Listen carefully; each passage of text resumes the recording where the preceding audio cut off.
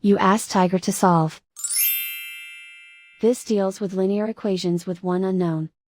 The final result is x equals 4. Let's solve it step by step. Simplify the expression. Group like terms. Simplify the arithmetic. Swap sides.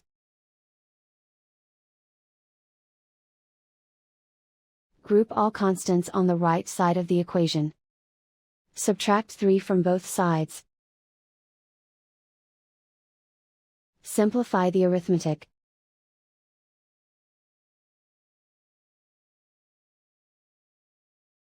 Isolate the x. Divide both sides by 2. Simplify the fraction.